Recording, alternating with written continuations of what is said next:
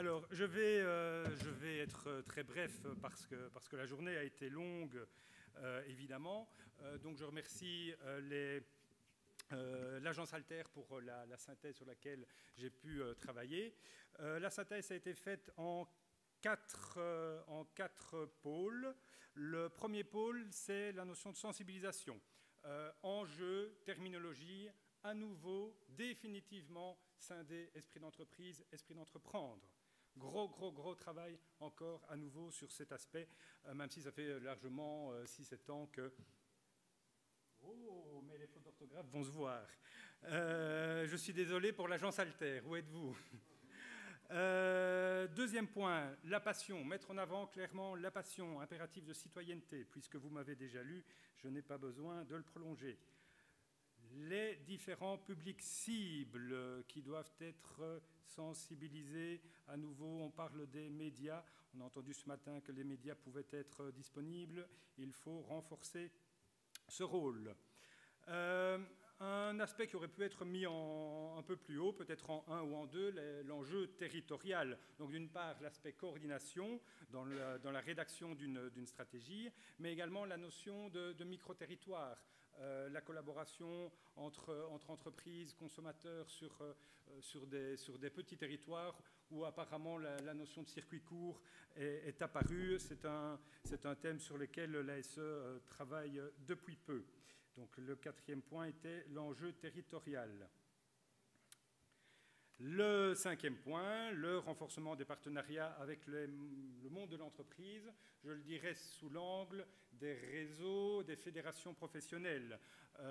Donc collaboration entre enseignement, formation, entreprise et intermédiation. Le sixième point, globalement, on va en reparler peut-être dans certaines des conclusions suivantes, un travail globalement plus collaboratif, sortir de la compétition. Ça fait écho à un slide, je ne sais plus de quel intervenant ce matin, mais donc l'aspect du coworking, le partage d'expériences, etc. Ces 6 points ont été mis en évidence sous l'angle de la sensibilisation. Je passe à l'éducation. Le défi dans l'éducation, maintenir en fait la créativité, voire peut-être à nouveau l'augmenter, la créativité des enfants. Donc comment ne pas établir de rupture quand ils rentrent dans la phase d'acquisition de compétences. Donc mise en avant de la pédagogie par projet, mise en avant également de la modification du rôle de l'enseignant en le plaçant en position de coach.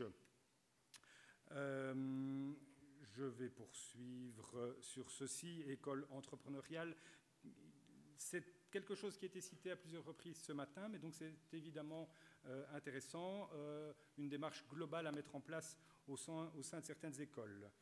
Vous voyez que la numérotation a sauté, on revient sur un numéro 1.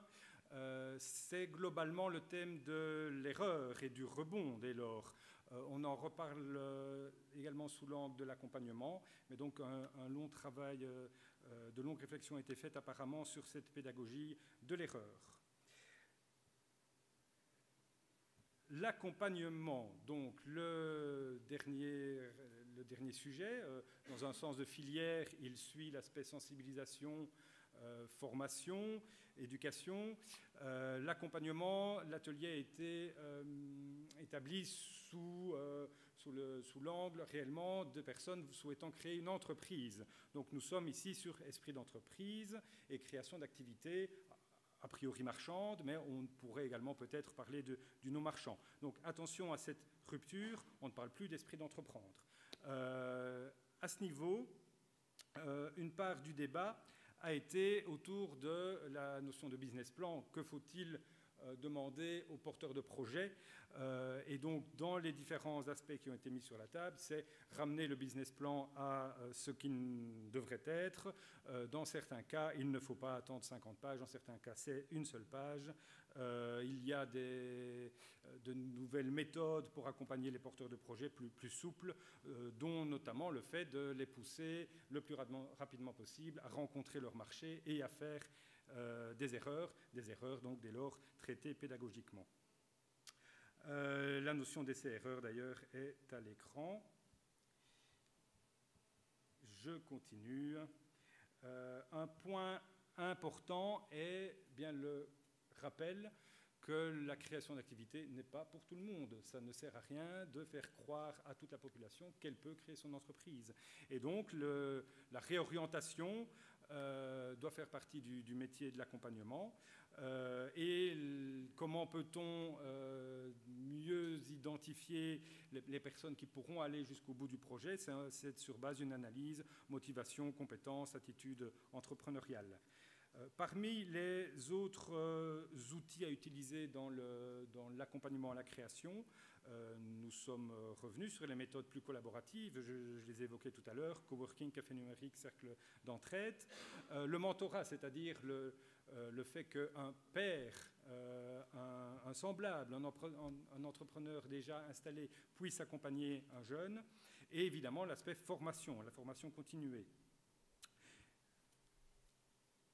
Le rappel ensuite à nouveau de la place à l'échec. Et comme vous le voyez, ah non, il reste encore, voilà, c'est un point important, oui c'est juste. La question de durée, c'était une des questions que nous posions. Une des SAS présentes a rappelé que je crois que c'était 70% des projets qui survivaient après 3 ans. S'ils n'étaient pas accompagnés, c'était plutôt 30%.